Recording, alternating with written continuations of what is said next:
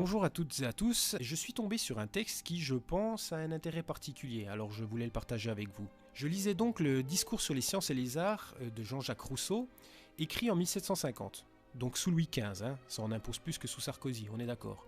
Bref, il gagne le concours de l'Académie de Dijon, un 9 juillet précisément, quel beau jour, avec un essai pour tenter de déterminer si le rétablissement des sciences et des arts a contribué à épurer les mœurs.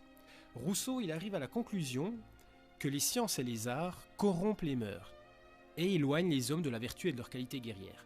Autant dire qu'à l'époque des Lumières, le texte va à contre-courant de la pensée dominante, de la bien-pensance du moment. Toute proportion gardée, c'est un peu Vandamme contre Marlène Schiappa chez Ruquier, mais en moins 227 avant Emmanuel Macron. Et ça me plaît. Rousseau, donc ici, il s'oppose aux sciences et aux arts car tous deux, dans leur pratique, s'éloignant dans leur finalité d'un bien commun, vont favoriser les vices, parce qu'ils éloignent de l'état de nature où l'homme est bon, bon au sens innocent.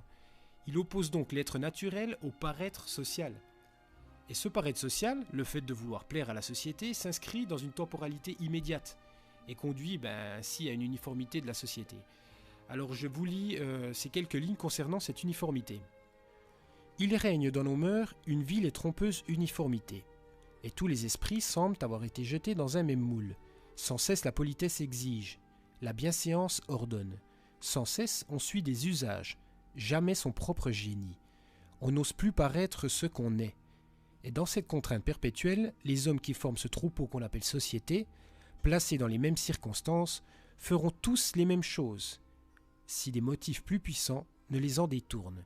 Alors comment ne pas être sensible à cet énoncé lorsqu'on voit ce qui régit notre époque, dans les domaines musicaux, littéraires, cinématographiques, etc. Il va ensuite donner des exemples de chutes civilisationnelles parce que corrompues, liées à ces avancées des sciences et des arts.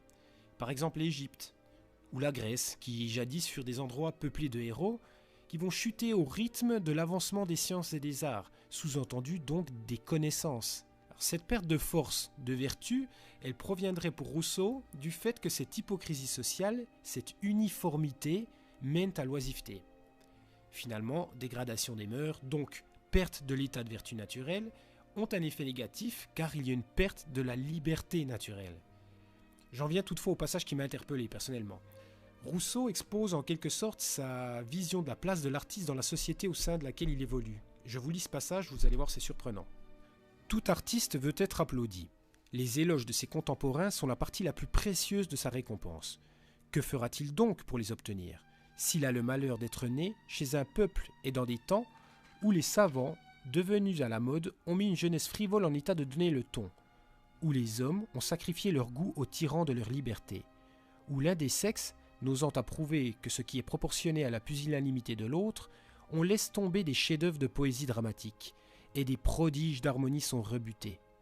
Ce qu'il fera, messieurs, il rabaissera son génie au niveau de son siècle, et aimera mieux composer des ouvrages communs, qu'on admire pendant sa vie, que des merveilles qu'on n'admirerait que longtemps après sa mort. Tout y est.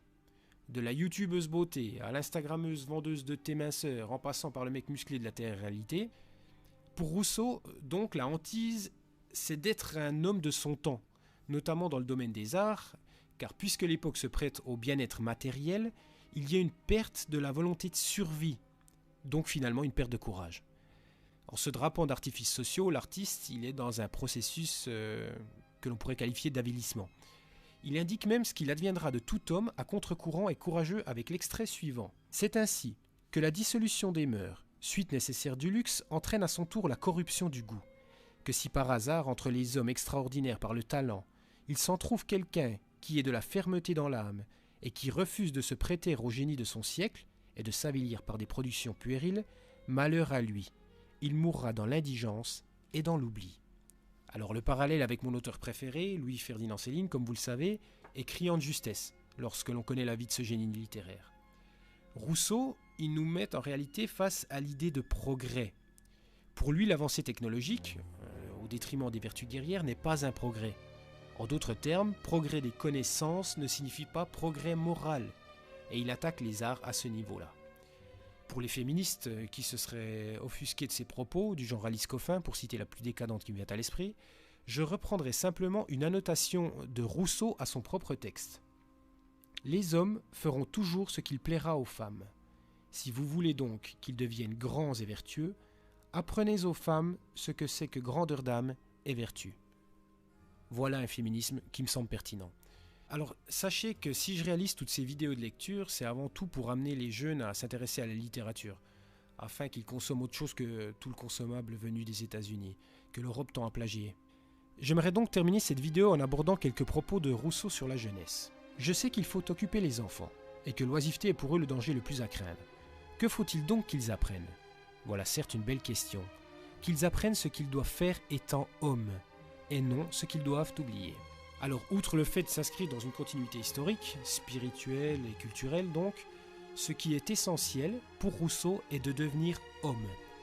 Et au sens où il l'entend, c'est être proche de son état de nature, c'est-à-dire courageux, vertueux et surtout bon au sens innocent.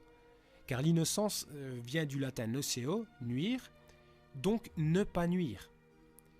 Et pour ne pas nuire, il ne faut pas être dans cette hypocrisie sociale pour devenir vertueux. Être contre paraître. Alors qu'en est-il donc de nos créations artistiques? C'est un petit peu ma question. Et je vous laisse avec l'épigraphe de ce discours de Rousseau, qui est une citation d'Ovide. « On me tient pour barbare parce qu'on ne me comprend point. » À bientôt.